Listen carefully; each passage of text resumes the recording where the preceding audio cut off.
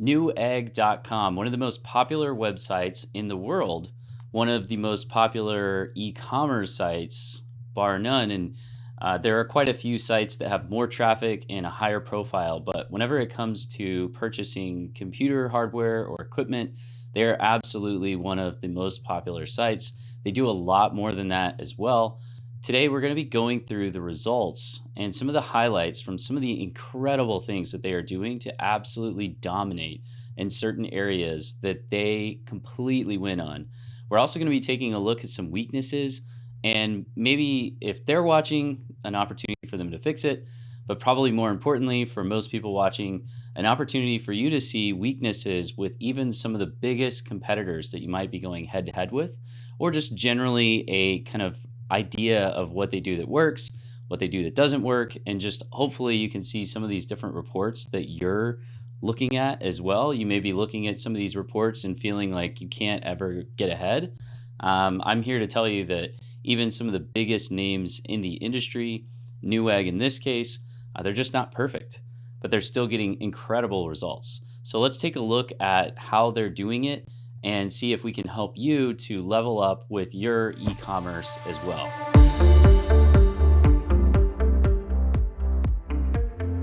Okay, so the very first thing we want to do is take a look at some hard data on the Newegg site. Now, this isn't going to be perfect, but it should give you a representation of what's going on their site by looking at Ahrefs.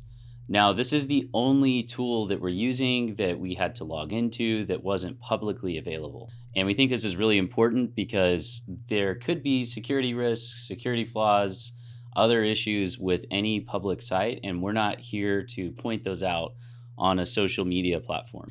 Really, our goal is to kind of use this as an opportunity to kind of train and share some of the knowledge about some of these companies that are out there, and they have a large profile. But they're not perfect. However, I think what you're going to see today with the Newegg site is there are some incredible things that they're doing, and we also want you to take advantage of that in your space. Okay, so the first thing that we did was we drilled down into the site in Ahrefs. Now, I'm not going to go through every single detail, but the first thing you get right out of the gate is that this is an incredible website. They have a very, very high ranking. They have a lot of traffic coming in.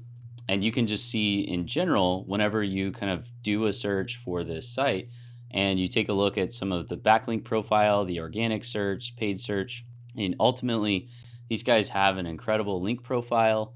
Again, I won't go into a ton of detail, but one of the things that I was absolutely looking at the most is their organic search traffic. Now, this is going to be a lot of what we focus on. From a very high level perspective, you can see it's generally going up and to the right.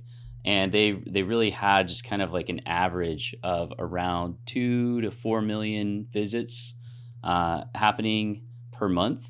And then that's kind of gone up to more of like a 6 to 7 million a month visits over the last several years. And this is pretty tough to do. It's a very competitive landscape for them. And they're going up head to head against some major competitors with very deep pockets. So this is really cool to see, and we're going to want to dive in and kind of see some of the examples of what they're doing that's probably generating a lot of these results. So the question then is, how do you figure that out? Well, one of the first things that we want to do without going into all of the details is just kind of look at what are the top pages on the site. So we want to decompose that organic traffic. What are the pages that are getting them the results? Where are people going? What are some of their top keywords? And so ultimately you can see that set of data here. This is a 6-month view. We can also look at a 2-year view. And really just kind of from a very overall kind of perspective, you can see that, yes, they have a lot of results for their main homepage. The homepage is absolutely dominant, but you'll see in comparison with some of our other audits that we've done on Ahrefs with big high profile websites, this particular site has a pretty even distribution. In fact, it's very nicely distributed amongst a lot of these detailed pages. Now, one of the big things that you'll see if you kind of go into these is a lot of the pages that are drawing a lot of traffic are category pages. So we want to encourage you to see this as kind of a mechanical structure with an e-commerce site. Typically, category or subcategory page can be seen as effectively a champion. And we want to drive a lot of kind of product details or subcategories to support those champions. And this is without getting into the weeds, and we will put some links to some more detailed videos that go over this concept of building out topical authority and leveraging this idea of setting up your hierarchy within your site so that you can essentially support your champions. This is exactly what these guys do. And so you can see some of the keywords that they rank for. So they're ranking #1 for computer store, build your own PC, SSD, PC case. I mean, these are incredible keywords to be #1 in the world for. They're also ranking very high for things like video game stores, a specific AMD search. So the AMD Ryzen 5 3500X, and so on and so forth. I mean, you go down this list, graphics card, they're #4.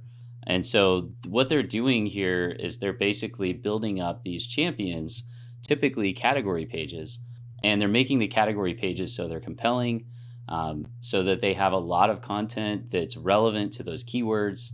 And then they're building up the supporting topical authority around those keywords. So we're going to go into that in quite a bit of detail. The other thing that we want to point out is that, yes, no site is perfect. And if you kind of take a look at these guys and what they're doing, you can see that they are losing positions for certain keywords. They aren't necessarily doing as well as they were before on certain areas. Some of this just naturally fluctuates. But one of the things that we want you to take away today, as well as we get into the weeds and look at some of the detailed reports, is they do have some big opportunities on their site. Now, it could be debated whether or not they should take advantage of those versus the others. I'm sure, like any organization, they don't have unlimited resources. We're going to kind of dissect some of these opportunities, and I'm going to present them to you and let you kind of think about it.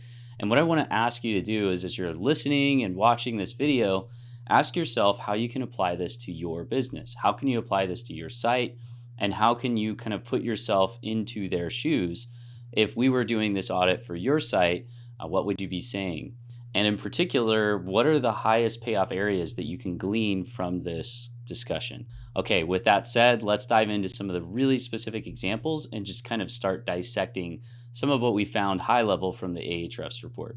Okay, so like we said earlier, one of the things that we want to do whenever we're looking at a site like Newegg is we want to just kind of get a high level to start with. So a great resource for that is a tool like Ahrefs. It doesn't have to be Ahrefs, but something of that nature is really helpful. Whenever we're actually auditing a site that we have ownership of, or we are working with a client directly and they've given us permission to go run audits against their site, we will actually run some very detailed audits, some of which are going to be pen tests, some of which are going to be load testing. So we'll create virtual users that go browse the site. We'll also do some really detailed forensic SEO and other audits, WCAG, and so on. And so ultimately, some of these reports that we run are really, really detailed, and they can be pretty intensive. So you do want to be careful, and you do want to just keep in mind kind of base considerations. If you're running these type of audits, they can actually break a site. By its nature, pen testing, literally the concept, it can break a site. So we just encourage you to keep that in mind and be courteous if you're not literally, working with someone directly and you're doing a review of their site. Okay, so the first thing though that we like to do, just kind of going out of the gate here, is just look at the data on what's working and then go look at the site itself. And this can be a really helpful thing to do. So you can actually go just look at the pages on their website and see what it is that's working for them. So here I'm looking at one of the pages that seems to be ranking pretty well for PC build. And if we just kind of look at why that is the case, we just want to analyze this so we can do the same thing. So I would say, first of all, right out of the gate, there isn't a ton here that's going to make you think that this particular page is ranking really well for PC build from an on-page perspective. So a lot of what they're doing here is going to be, external links, internal linking, and other nuances like that, it's not the content of this page for sure that's driving it to get such great results. Let's go and take a look at a few more. So gaming PC is third in the ranking. Let's see what they're doing here. So this one looks like more of a traditional presentation. So right away, we can see that this particular site is just a traditional catalog view. It has all of the items listed, but here you can see they're doing some interesting things below. So this is kind of cool. So down here, they've got these different sets of content that are taking advantage of the keyword phrases. And what I like to do is actually go and inspect this. And let me just see what their actual format is for this as well. So I'm going to get into the code. If you're not really comfortable with this or used to looking at this, if you would bear with me for just a couple minutes. I want to go kind of dip my toe into the water, but I'm not going to go too deep into the weeds. But really the main thing here, like you can even see the ID of this div is called SEO. So they know that this is really detailed SEO content. So now what I like to look for is what is the order of that content visually. So yeah, they actually have it underneath the this kind of list view or this grid view of all of the content results, which is interesting. Sometimes it's positioned above that content so that it supposedly would be seen sooner by the search engine. But yeah, you can see these are H2s as well for the titles. So that's another important kind of nuance of what they're doing here mechanically. So these titles are H2s, and H2s are a pretty clear signal to a search engine that, hey, this is an important part of the content of this page. So we're basically telling the search engine, look, these are the phrases that we want you to index this page under. And, I wouldn't be surprised if you look at some of these keyword phrases, if you also saw a lot of great results to this page for some of these other keyword phrases. But here you can see gaming desktop PC. And so the keyword phrase was gaming PC. So that's probably a big indicator. And they do have these keywords reasonably, kind of included into that SEO content. Now, for them to get these results just from putting this SEO content below, you have to know that that is not all that's happening. There's a lot more to it. So they are supporting this content with external links that point to this page, and the anchor tags are, using these keywords. They're also doing probably some fairly sophisticated, and we'll kind of take a look at this in a minute, but support of this content throughout the site as well. So some of the lower ranking pages, the less authoritative pages, they talk about more long tail keyword phrases. So instead of maybe saying, in this case, gaming PC, they may be talking about the best gaming PCs or the top 21 gaming PCs. And those particular pieces of content would then link back to this page and essentially transfer some of that authority over to this page. Okay, so that's just something really interesting that these guys are doing. I would say there's probably a pretty big opportunity here for how they're kind of ordering the content on this page.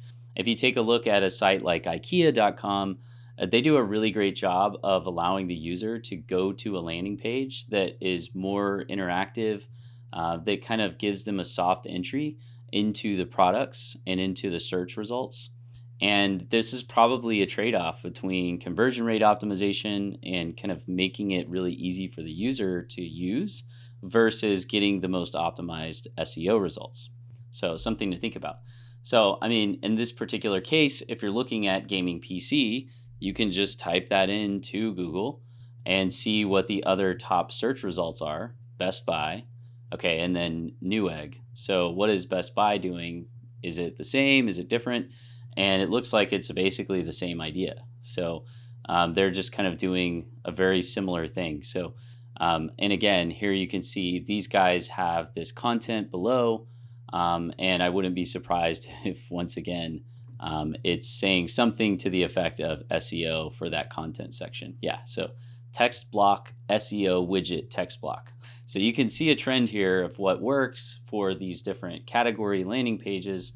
And obviously this is just on-page stuff. So If you're also then looking at what they're doing behind the scenes that isn't clearly on the page, it's a lot of the internal linking. So in this case, probably hundreds of pages that are linking back to these main pages that are talking about long tail versions of the keyword phrase gaming PCs.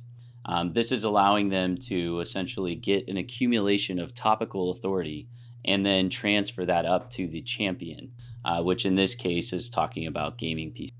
Okay, so the other thing that we want to hit on is in addition to kind of going to look at the site and kind of review it from a just kind of overall macro view and looking at some of these keywords that are working, we do like to also drill down into the mechanics quite a bit. So one of the things that we're going to be looking at is how are they doing their internal linking? And one of the best places to start with is to look at the robots.txt. Now, what we're typically looking for with the robots.txt file is how is the site set up so that, we typically, in many cases, the sitemap will be linked from here.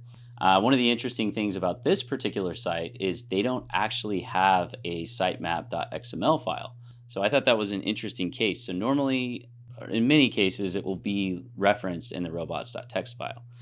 If you're not familiar with what a robots.txt file is, it essentially is a mechanical way to tell search engines and other bots that are crawling the site.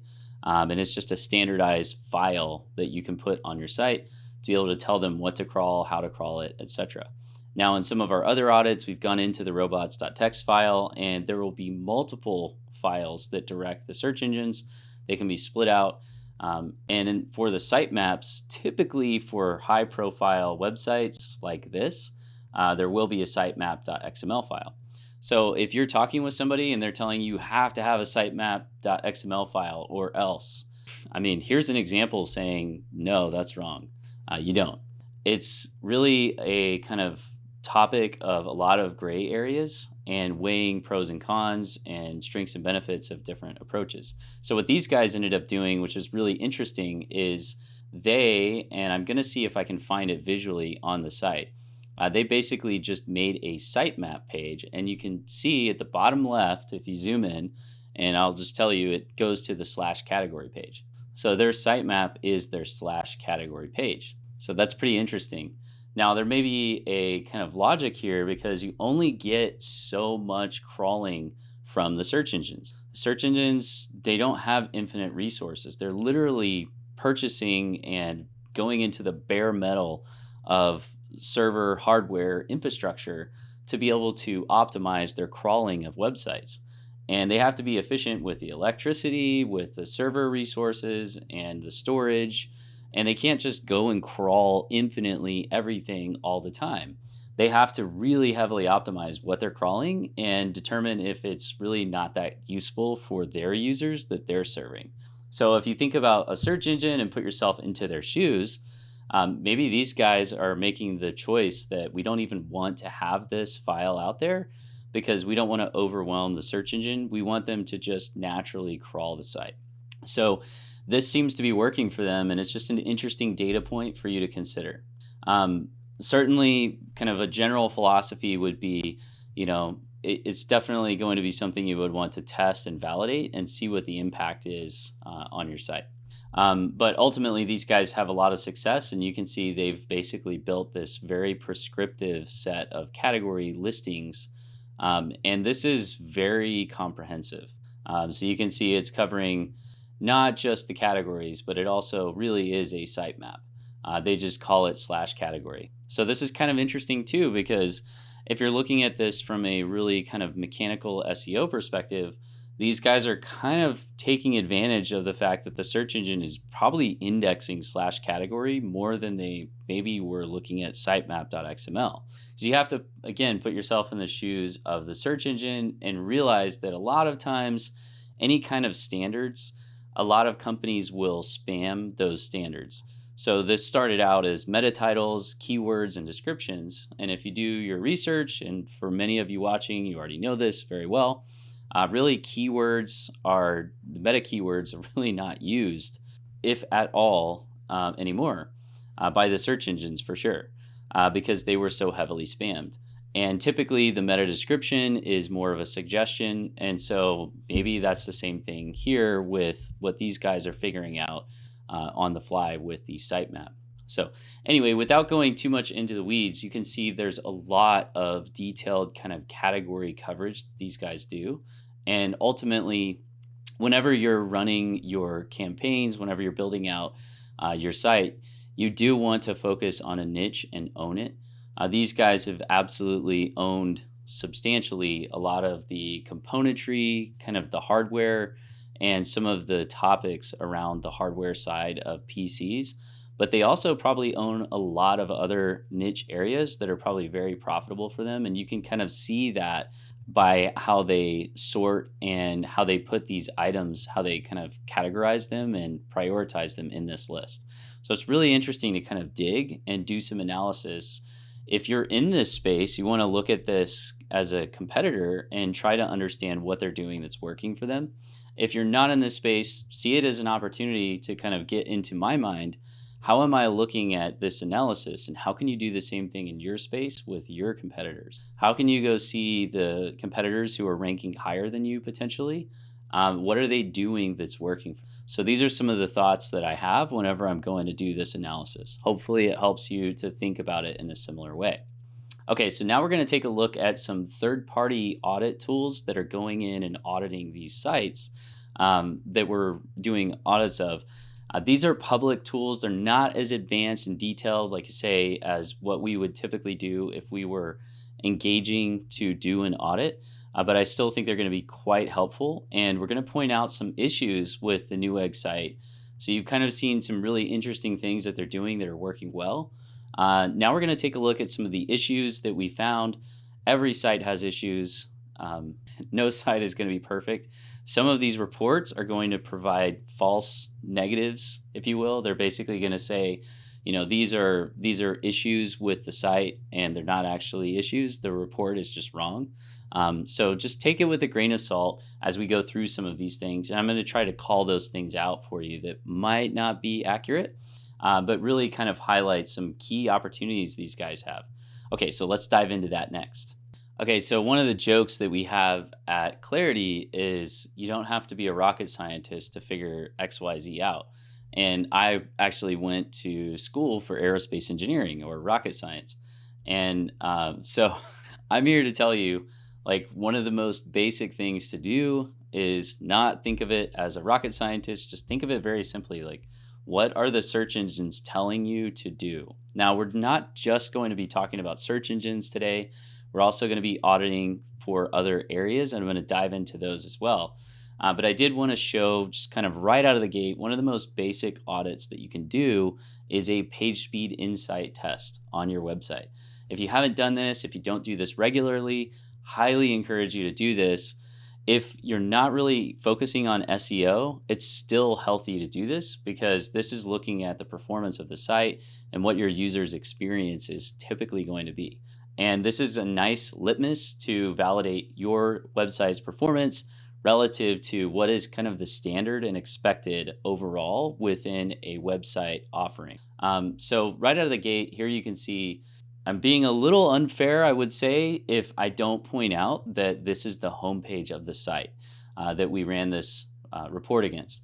Typically, as you run this same report against category pages and product detail pages, companies like Newegg that have a very high profile and have a lot of content on the homepage, their performance tends to be significantly better on some of the detail pages and category pages. So just want to caveat that. But this is a really big website, very high profile, and you can see that according to this PageSpeed Insight report, their time to interactive is 15.9 seconds. That is really slow, and this is for mobile. They're basically failing, according to this report, and you know what Google's metrics are. This isn't me saying this. This is Google. But whenever I ran this report and looked at the data, they're showing that the performance is a 27 on a scale of 0 to 100, and you can see that it's a lot of red. So again, kind of one of the things that we want to point out is, you know, no site is going to be perfect. There are going to be trade-offs. If you're running this same report for your site and you're looking at this, you do want to take it with a grain of salt. You're not trying to achieve perfection. You're trying to be constantly moving in the direction of the best and constantly in that green area as best you can, but not at the expense of fundamentals of the business. Like, what do I mean specifically? Well, if you look at some of these specific recommendations, they're saying there's some optimization that they can do with some of these JavaScript libraries. Well, some of these libraries may actually be very specific things that they need to run on the site, and they've probably heavily optimized them. But you can see right here, they're basically saying that these just need to be modified with regards to how they are loaded onto the site. So this could be something that internally they just haven't done yet. And you can see it's a pretty substantial file size transfer reduction whenever somebody's loading this page. It looks like it's close to, if not more than 50% that they would save on the file size transferred for these JavaScript files. Again, if you're not familiar with JavaScript in detail, the bottom line here is this is a set of files that's coming over, and Google, in this case, is analyzing it.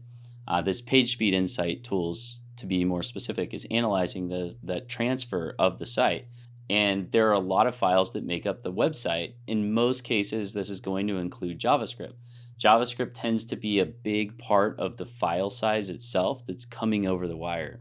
If we can reduce that size by half, then it can dramatically improve the load time and the performance of the site. So you get the idea. So this is just a glaring opportunity right here, but they may be evaluating another JavaScript framework and about to upgrade. I don't know. But these are the realities of operating a business that you kind of have to keep in mind. Some of these, again, they're just kind of very cut and dry opportunities they maybe just didn't get to. So maybe someone on the marketing team is swapping out some of the images on their homepage, and they just didn't fine tune these images, and they maybe don't have a process for making sure they went through a specific set of steps that would further optimize them. So again, this is pretty low hanging fruit for a company of this size, of this profile. And I won't bore you with going into all the details, but you can see, you can literally go through this and it's just a constant barrage of same basic things like that. They also provide additional opportunities that are substantial here.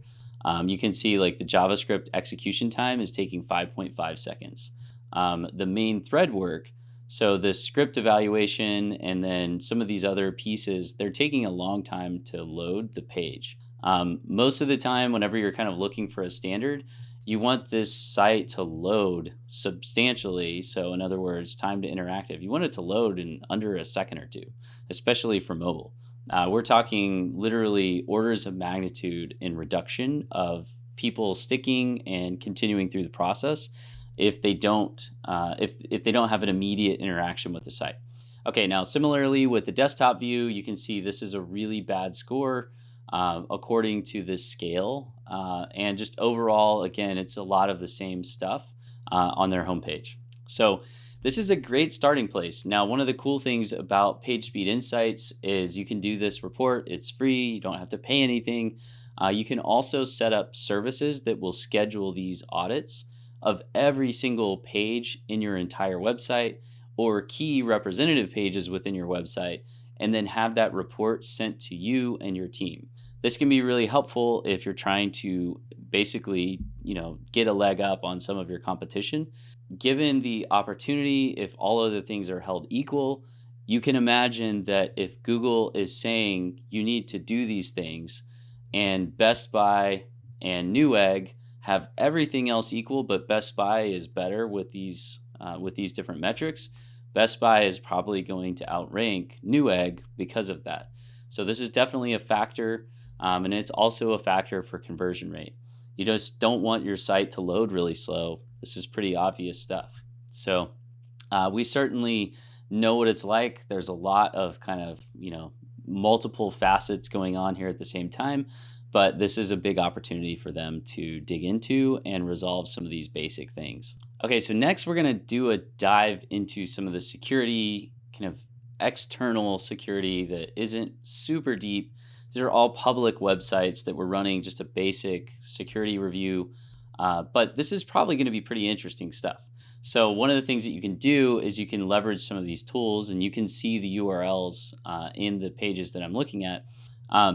But these are reports that you can run for free. And then, of course, most of these sites offer a paid version. If you're interested in getting best practices or recommendations for what we typically use for these type of audits, please feel free to leave a comment, and we will be happy to share more detail. You're also welcome to get in touch with us on our clarity-ventures.com website. But ultimately, the bottom line here is that these audits did find a few things that are worth evaluating. But you can see most of them as we go through. They don't really find anything that's a showstopper per se from a security perspective. So this is just kind of noting, though, that some of the software, in particular Lodash, the version is potentially vulnerable to command injection or regular expression denial of service. So these are, to summarize, security risks that are kind of a medium level of risk that this particular audit found. And then they were passing on all these other areas and just kind of informational stuff that this audit did. So yeah, so here you can see this doesn't do everything that you would want if you're doing a full security pen test or penetration test. But it's definitely good to run this type of report, especially if you're not necessarily the technical person and you want to just kind of do a quick review of your site and maybe look at your competitor sites and kind of see how things are sitting.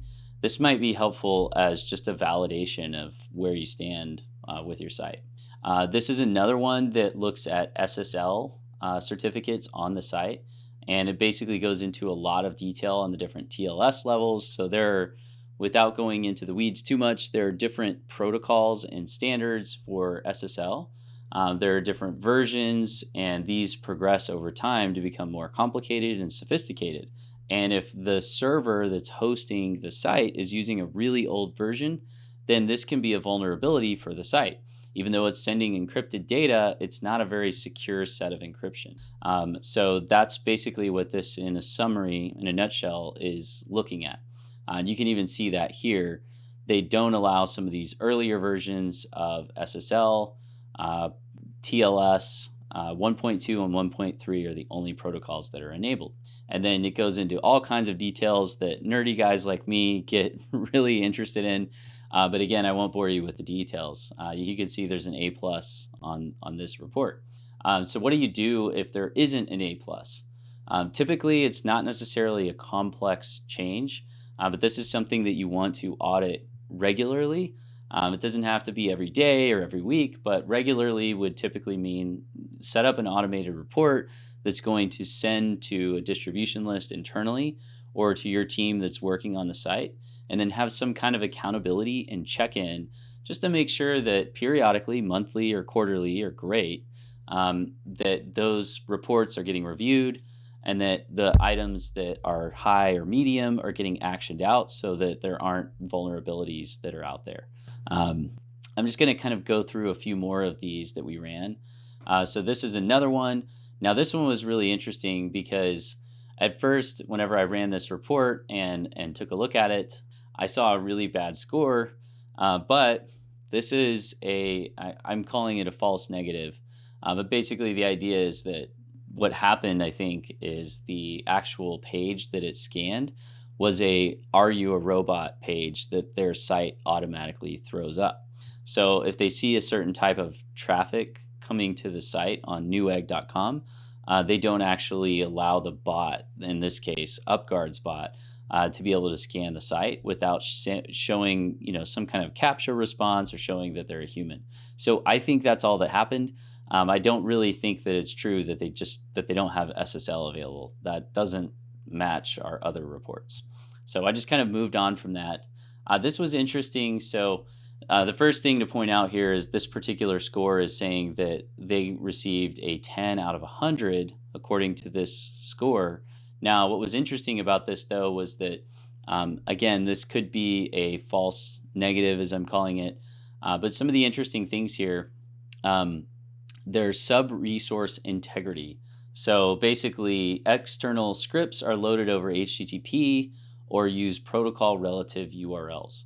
So essentially what they're saying here is if you look at the source of this site and you go into the detail here, and you look at the way these are set up, yeah, so right here, this is an example of what they're talking about. And I'm going to zoom in so you can hopefully see this. But instead of explicitly stating HTTPS:// here, this is a relative URL. So they're saying that this is actually not preferred. And they literally want it to just be HTTPS in this reference, because theoretically that could present a security risk, and that's like the major ding that this site is getting. There are also areas that they're taking points off the board on their score that this other audit did not take points off the board for. So you could see these guys basically said, they're missing these different header types, etc., but they didn't ding the audit. These guys are more strict, and they said, yeah, you need to fix that. I would tend to agree. You do tend to want to have these header values, and they're really simple to turn on. But even for a site as high profile as this, they don't have those turned on. Maybe they're doing something else with their content delivery network in order to resolve that. But ultimately, you can see what these guys are saying is the score for the site. They have some other tools built in. This is a really nice utility. If you're interested in getting just kind of a high-level audit for some of the security side of things, again, this is a pretty cool resource. And it's going out and it's kind of reviewing different aspects of the site for you. And this is a free tool to use. So this is the observatory.mozilla.org. Just taking a look at another site, these guys are looking at any malware that's on the site, and they're basically giving a bunch of green marks that there is no known malware on the Newegg.com site. This tool is just doing another kind of check of not only malware on the site, but also whether or not the site is blacklisted. Surprise, surprise, it's not. But these are good things to check for and regularly review for your site. If there are any issues, you want to address them as quickly as you can. Okay, so next we're going to dive into some detailed aspects of SEO reports other than the Ahrefs. And I'm going to kind of talk about some of the things that Newegg is doing really well and some of the big opportunities there. Again, I want to encourage you as we're diving into some of these to be thinking about how you can take advantage of this, how you can run these types of reports, and how you can run them not just against your site or your project that you're working on, possibly for a client, etc., but also how can you kind of run these on other sites and learn from them too? What are they doing that's working? What are they completely missing? Okay, so let's dive into it. Okay, so right away, you can see that on the Seobility report here, they're basically getting a really low score for their link structure. And essentially, they are giving them pretty low scores because of this dynamic internal linking. So that's pretty interesting. They're basically saying some internal link anchor texts are too long. Some have dynamic parameters. So basically, they shouldn't contain dynamic parameters. Now, we know from their search results that maybe this isn't something that's hurting them. But as they get more competitive within some of those keyword phrases like gaming PCs, they may want to be number 1 instead of number 2 or 3 in the organic results. So to the extent that that's the case, they're probably going to want to go in and resolve some of these. They're also pointing out that there are a lot of external links on the page that we audited, so the homepage. That may not necessarily be something they want to fix either, but that is an interesting set of feedback. And again, they just kind of decompose everything, but that was the one that stood out the most, was this link structure. You can also see they get into how there are so many JavaScript files that are loading, and essentially that load time is pretty negative on the JavaScript files. Okay, so this is another interesting report. This is SEO Tester Online, and you can see that they're showing this diagram that's essentially pointing out that the social is really good. The base SEO is pretty good. Content is pretty good. But then the desktop and the mobile are not so great. And these guys are actually running the PageSpeed report, and you can see that here. and we're getting similarly negative results relative to what Google states that they are expecting or recommending. You can see that there's a lot of red according to what Google's recommending for this page. Now, there's some other really helpful information within this report. The way that these guys do it, you can essentially unlock aspects of the report. You'll see this with most tools. You can run this similar type of audit using Ahrefs. This is, an option to run as well. The main thing is you want to run ideally at least 1 or 2 different reports, so that if one tool is just missing the mark with their audits and their data, then you're kind of getting a second opinion at least. I like to get as many opinions as possible if there's an important change or an important discussion topic.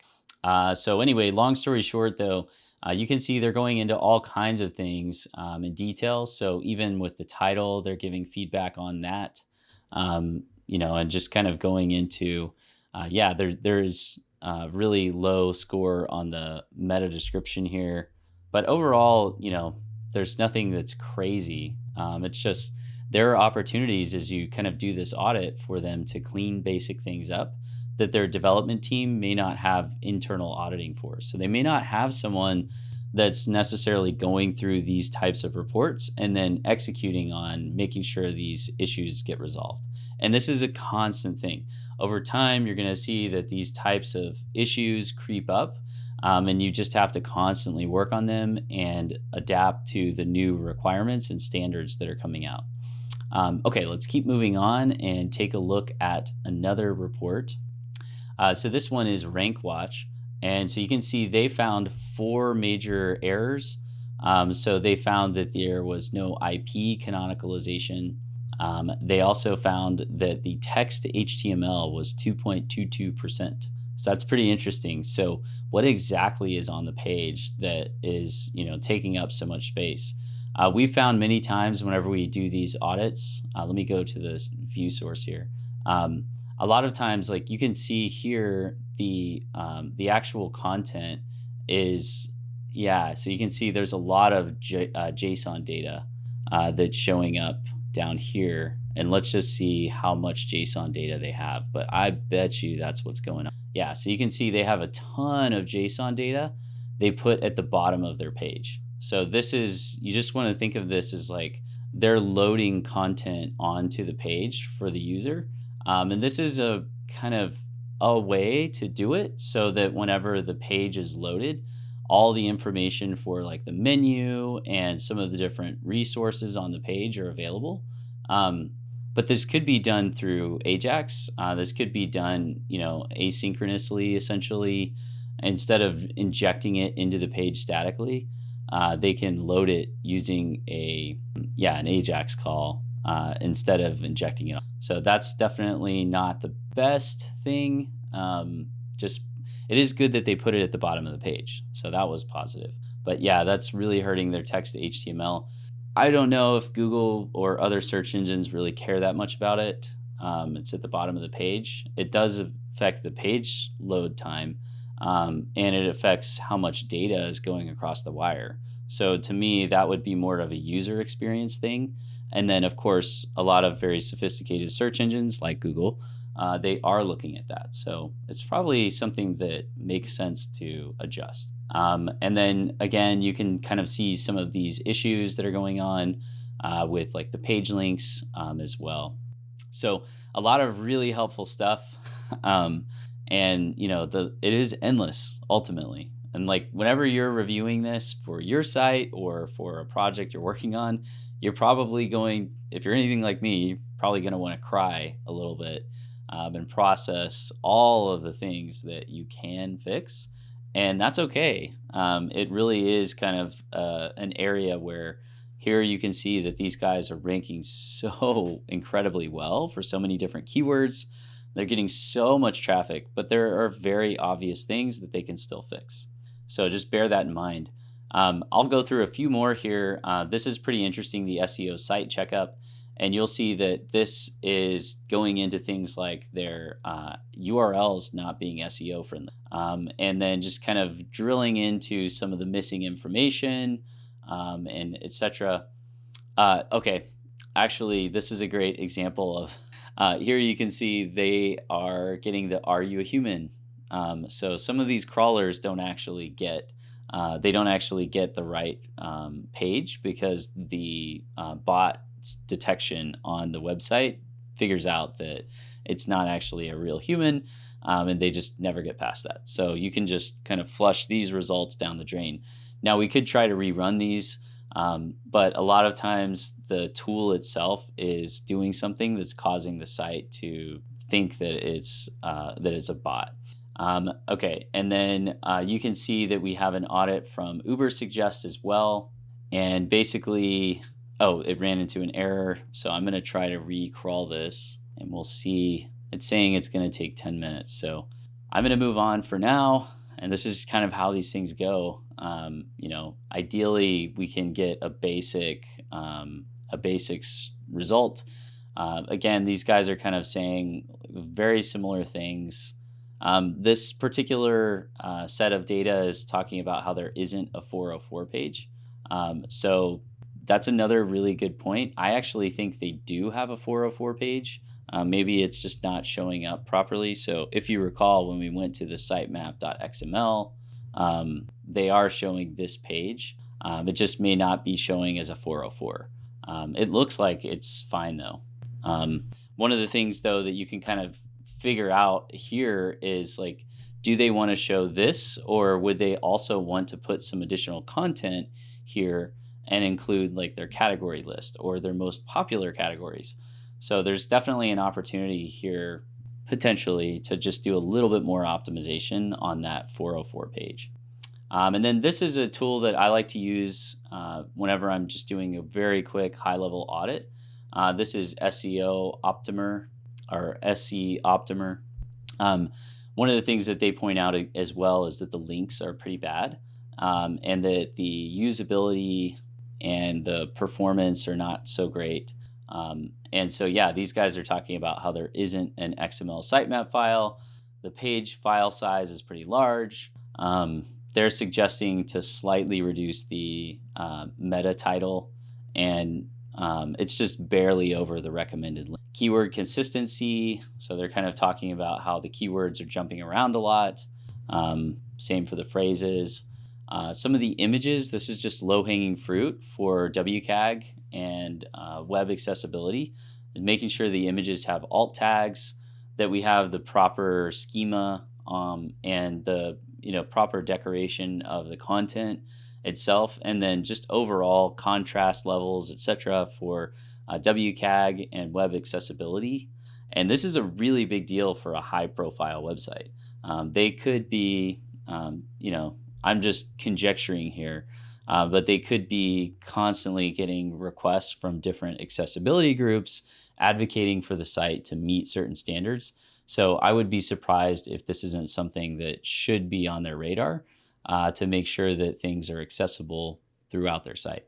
And again, we talked about the XML sitemap. So ultimately, you can really go through an endless barrage of these different tools, but you'll start to see that you're going to converge on a common set of issues and opportunities. And you really want to do this type of an audit every month or every quarter, and then action it all out.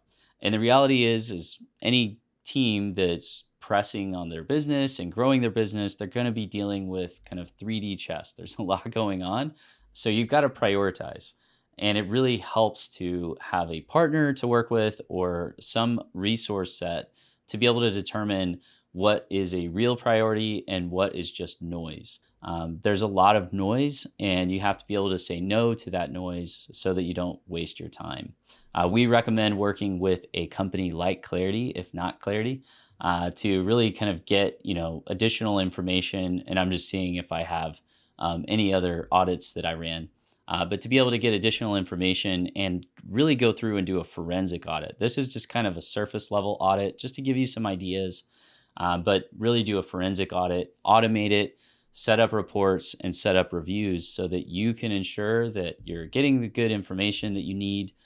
You have a good basis for making decisions, not just around your SEO, but around your UI, UX, usability, around your security, looking at your just overall redundancy and your upgrade path to keep your technology up to date. Accessibility, I mean, literally the list goes on. Marketing, any of these aspects that, paid advertising, etc. All of the analytics, they all need to be audited. And as you continue to scale and grow, there are massive opportunities and massive issues that can occur. If if you're auditing, you can get the opportunities and take advantage of them. If you're not, you're going to miss out. With that said, we're just going to close this up by talking about opportunities to work with Clarity, and just kind of recommendations, regardless of whether or not you worked with Clarity or another firm. What are some recommendations we have for going about doing these audits, whether you're doing it yourself or working with a company like ours?